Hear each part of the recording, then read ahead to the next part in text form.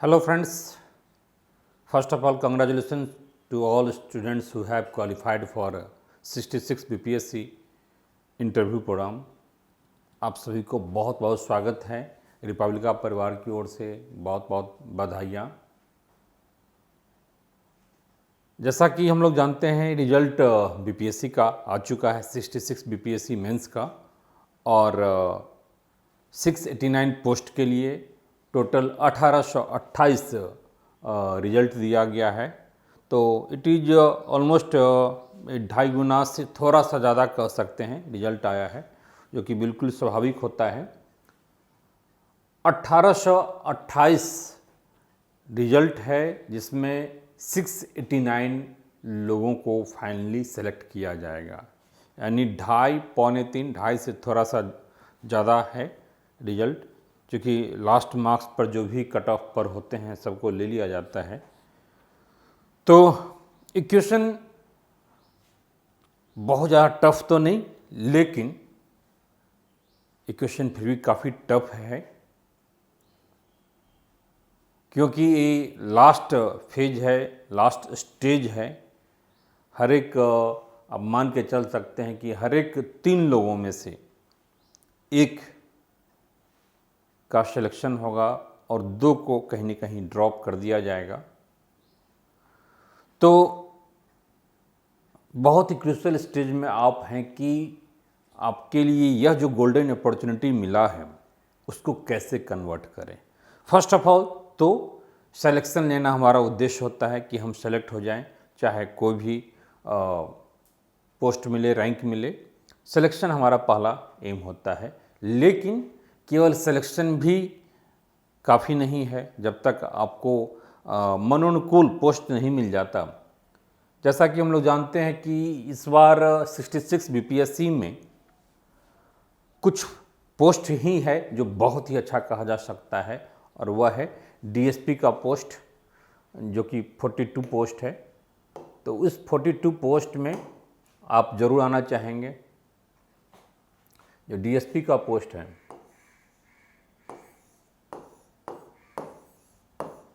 42 post है, ठीक है। और दूसरा पोस्ट एक जो इम्पोर्टेंट है वह डीटीओ का है, ठीक है। यह भी लगभग उतना ही है 40। तो यह जो 2 पोस्ट है, उसके अलावा और भी पोस्ट है निर्वाचन अधिकारी का, गणना अधिकारी का, साथ ही आरडीओ का पोस्ट है, फिर पंचायती राज में पंचायती राज अधिकारी का पोस्ट है ब्लॉक लेवल पर, कुछ पोस्ट एमईओ का भी है। तो पोस्ट तो बहुत है, लेकिन मेन चार्मिंग आपकी इसी 2 पोस्ट के लिए होगी इस बार, ठीक है। तो इसमें यानी 82 पोस्ट हुआ। इस 82 पोस्ट में आने के लिए न केवल आपका इंटरव्यू में मार्क्स अच्छा होना चाहिए, बल्कि बहुत ही अच्छा होना चाहिए, ताकि आपको ये पोस्ट प्रॉपर मिल सके। मेंस हो चुका है, मेंस में के मार्क्स में अब आपके हाथ में नहीं है। इंटरव्यू 120 मार्क्स का है, और इंटरव्यू में काफ़ी मायने रखता है 120 मार्क्स में कितना आप मैक्सिमम ला सकते हैं, यह इम्पॉर्टेंट है। थोड़ा सा आंकड़ा हम लोग पीछे देख लें कि इस बार लगभग 4 लाख से अधिक लोगों ने फॉर्म भरा था 66 बीपीएससी में, और इसमें लगभग 2,80,000 लोग बैठे। तो आप लोग लकी हैं कि इस 2,80,000 में आप फाइनली सेलेक्ट होकर के लगभग 8700 जो पीटी क्वालिफाई कराया गया था, तो उसमें आप आए, और फिर से आप लकी हैं कि आप इस 1828 में आप हैं। भगवान करे यह लकी आप आगे भी रहें और फाइनली आप 689 में आप हों। टोटल जो पोस्ट है आपका 689, और उसमें भी उस 689 में भी आप इस 82 में आप रहें, ठीक है। इसके लिए जो आपको करना होगा, इंटरव्यू लेवल पर 120 मार्क्स होता है। उस 128 मार्क्स में maximum marks, generally marks 3 type का होता है इंटरव्यू में, ठीक है। 3 टाइप का मार्क्स होता है। एक मार्क्स होता है निगेटिव मार्क्स, ठीक है। निगेटिव मार्क्स क्या है कि अगर आपने कुछ ऐसा बोर्ड के सामने आपके ड्यूरिंग इंटरव्यू कुछ ऐसी बैड इम्पैक्ट हुआ किसी भी वजह से, और उन्हें लगा कि नहीं, ही और सी इज नॉट एलिजिबल, यह कहीं से भी डिजर्विंग कैंडिडेट नहीं है, यह सिस्टम के लिए ठीक नहीं है, ही और सी शुड नॉट गेट सेलेक्टेड, ऐसा अगर वो लगेगा आपकी किसी भी गलती के कारण, तो वह नेगेटिव मार्क्स देंगे और आपको इतना मार्क्स दिया जाएगा जिससे आप बाहर हो जाएं, इस बात की वो कोशिश करते हैं, ठीक है। जनरली कट ऑफ से बहुत ऊपर आपका मार्क्स नहीं होता है। 1828 जो रिजल्ट आया है, इसमें मैक्सिमम लोग कट ऑफ से 10 मार्क्स 20 मार्क्स ही ऊपर नीचे होते हैं, ठीक, मैक्सिमम। तो ऐसे में निगेटिव मार्क्स अगर आता है तो आपकी संभावनाएं ऑलमोस्ट समाप्त हो जाती हैं, ऑलमोस्ट। अगर बहुत ही उम्दा और कट ऑफ से बहुत ऊंचे हैं तभी पॉसिबिलिटी होगी, अदरवाइज आप बाहर हो जाएंगे, और बोर्ड भी चाह रहा है ऐसा ही। तो नेगेटिव मार्क्स आप मान के चल सकते हैं कि अगर 52 अगर 60 के बीच में है, ठीक है, तो ये लगभग नेगेटिव मार्क्स है। दूसरा मार्क्स कह सकते हैं कि एक एवरेज मार्क्स,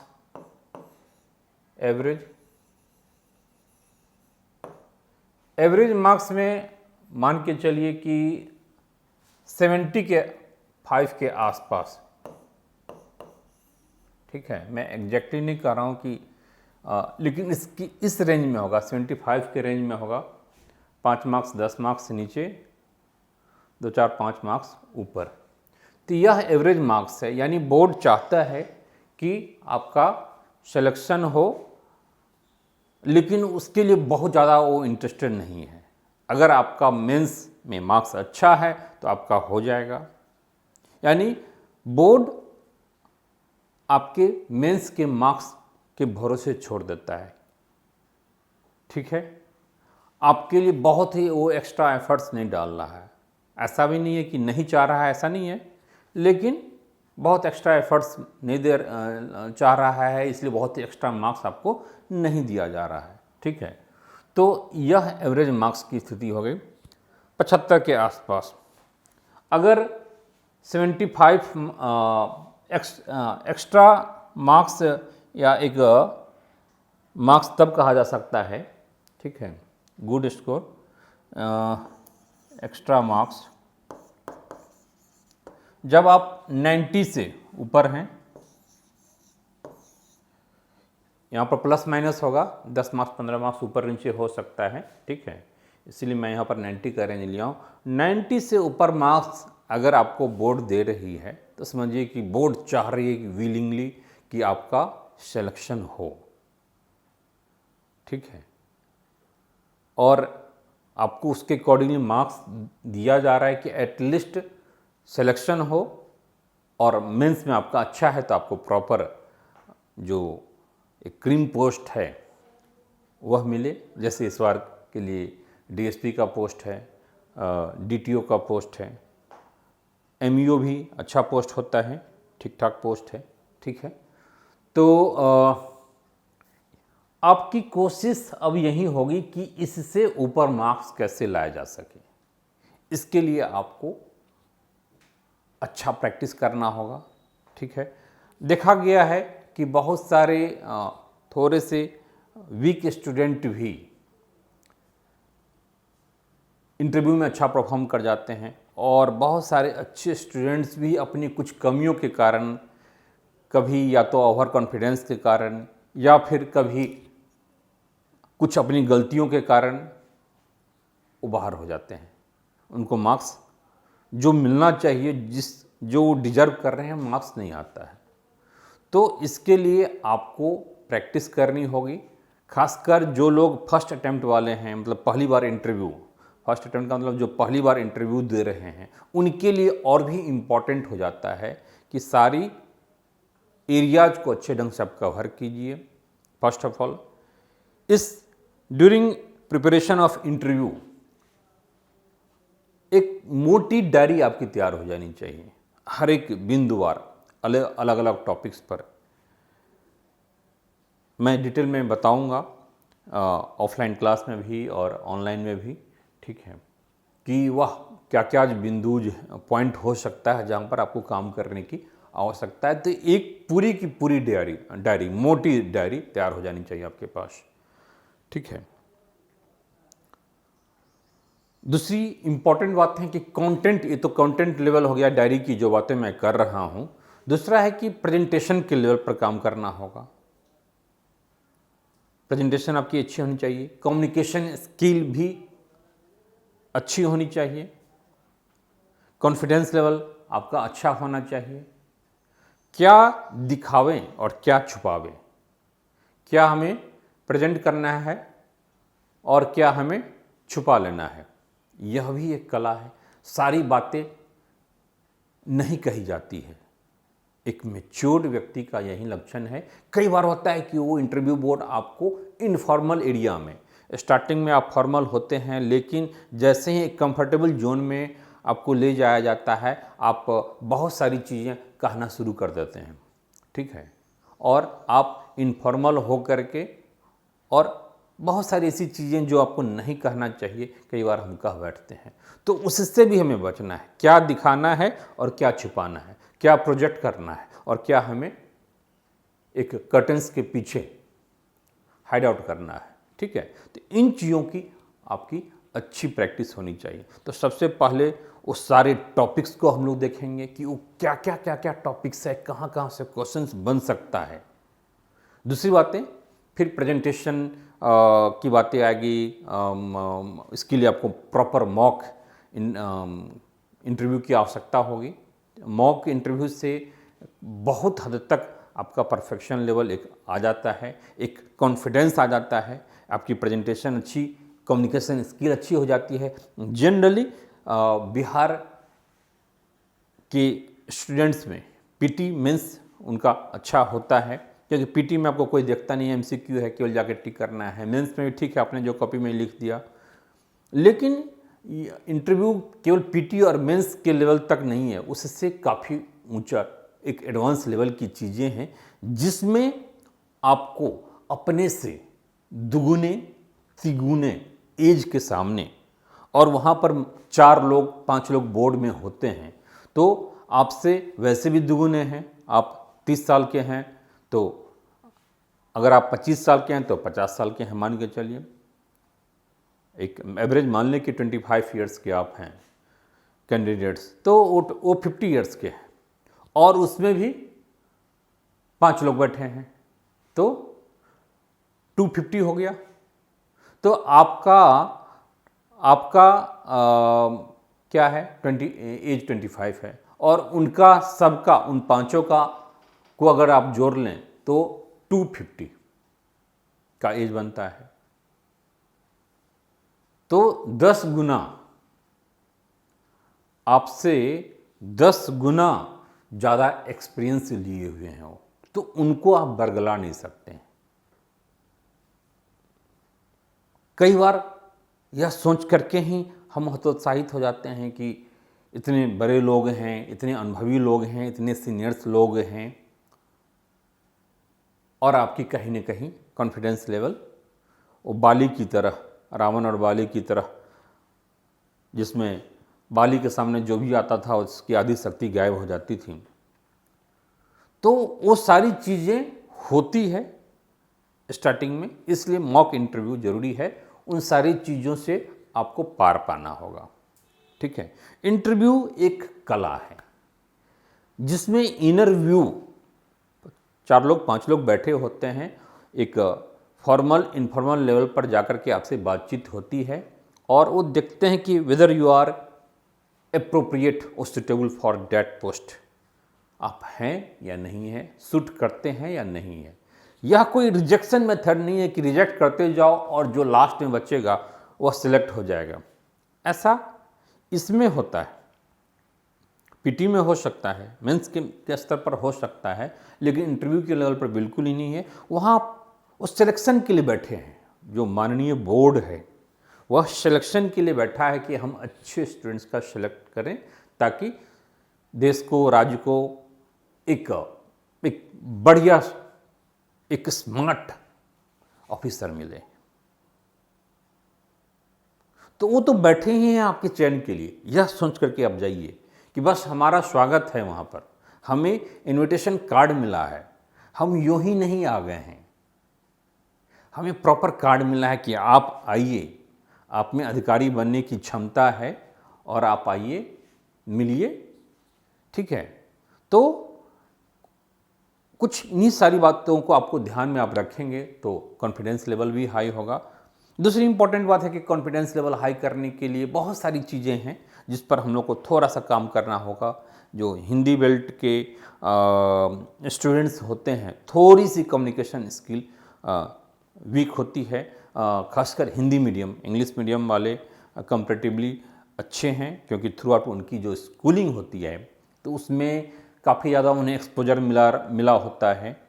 उनकी पूरी स्कूलिंग की जो करिकुलम है, जो एक्स्ट्रा करिकुलम से इतना ज़्यादा गुजरे होते हैं, जिसमें भाषण प्रतियोगिता है, प्रेजेंटेशन है, एक पब्लिक के बीच में या फिर लीडरशिप वाली चीज़ें, वो सारी चीज़ों का कहीं न कहीं विभिन्न कार्यक्रम प्रोग्राम के माध्यम से उन्हें मौका मिलता है।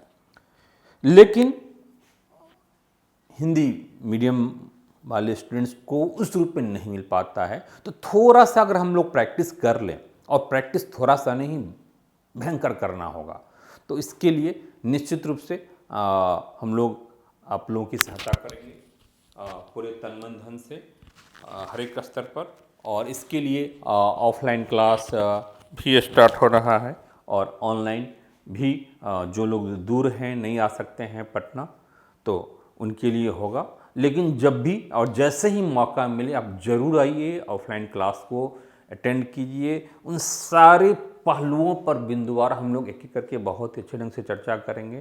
तो प्रॉपर क्लास होगा, आपको गाइड किया जाएगा। आपका एक पेपर ऑप्शनल होता है, तो ऑप्शनल पेपर में भी किन किन चीज़ों को पूछे जाने की संभावना है। कुछ चीज़ें होती है कि इंडिविजुअल लेवल पर होता है, कुछ तो एज ए जनरल बातें हो गई। जैसे अभी मैं बातें कर रहा हूँ तो बहुत कुछ एक जनरल बातें कर रहा हूँ, लेकिन जब आप फेस टू फेस आप बैठेंगे हमारे सामने, वहाँ पर बोर्ड के सामने, जब बीपीएससी में फाइनल इंटरव्यू होगा, तो आपकी इंडिविजुअल क्या कमियां हैं, क्या स्ट्रांग पॉइंट है, क्या वीक पॉइंट है, वह सामने आता है। आप क्या हैं, ये एक्चुअली पीटी और मेंस की तरह नहीं है कि बस घर में बैठ करके, नहीं, यहाँ पर आपको वकील होना पड़ेगा, यहाँ पर आकर के आपको मॉक देना पड़ेगा, अपने आप को तैयार करना होगा। पीटी मेंस पर आपने काम कर लिया है, ठीक है, तो यह जरूरी है। और इसके लिए जो रिपब्लिका का ऐप है, उस ऐप पर ऑनलाइन भी ये स्टार्ट हो चुका है 66 बीपीएससी ऑनलाइन गाइडलाइन प्रोग्राम, तो उससे भी आप लोग जुड़ जाएंगे। और दूसरी बात है कि इससे भी, ठीक है, ऑफलाइन में भी स्टार्ट हो रहा है, तो ऑफलाइन में भी जो लोग पटना में हैं आ सकते हैं, ठीक है। रिपब्लिका का बोरिंग रोड में ऑफिस है, ठीक है, चुनीलाल मेगा मार्ट के सामने, तो वहाँ पर आप आ जाएंगे। ये फ़ोन नंबर है, मैं फ़ोन नंबर लिख देता हूँ, ठीक है, तो इस पर आप कांटेक्ट कर लेंगे। फ़ोन नंबर 776785999093, ठीक है, यहाँ पर लिखा भी हुआ है 7678599093। ये व्हाट्सएप नंबर है, कॉलिंग नंबर भी है, ठीक है। तो जो लोग पटना आ सकते हैं, certainly as soon as possible आप आइए, मिलिए। अपने जो इंडिविजुअल लेवल है, आपको जो 1-to-1 सेशन में आपकी जो बायोडाटा है उस पर काम किया जाएगा, कहाँ कहाँ रिक्वायरमेंट है आपको इम्प्रूव करने का, या ताकि थोड़ा सा आपको टाइम मिले अपने ऊपर काम करने का। मैं आपको बता दूंगा, हमारी टीम आपको बता देगी कि यहाँ यहाँ काम करना है, ठीक है। और फिर आप काम करके आएंगे। 1 सप्ताह 10 दिन की जो भी क्लास की रिक्वायरमेंट होगी वह क्लास भी होगा, आपको एक फुल गाइडलाइंस उसमें दिया जाएगा, और फिर आप होमवर्क भी करके आ पाएंगे और फिर मॉक देंगे। तो इस 3-4 प्रोसेस से आप गुजरेंगे तो सर्टेनली एक बहुत ही अच्छी आपकी तैयारी हो जाएगी। और रिपब्लिका, जैसा कि सब लोग जानते हैं, अपने रिजल्ट के लिए जाना जाता है। मैं इसमें ये कहूँगा कि हमारे जो स्टूडेंट्स हैं वो शायद लकी हैं, और वो मुझे भी लकी बना दे रहे हैं। उनकी मेहनत और थोड़ा सा हमारा गाइडलाइन सही डायरेक्शन में होता है, जिसके कारण वह जो रिजल्ट का रेशियो है 2.5-3 में, एटलीस्ट 2.5 मान के चलिए कि 2.5 लोगों में से, यानी 5 लोग कतार में खड़े हैं, तो उस 5 में से 2 का सिलेक्शन होना है, 3 का नहीं होना है।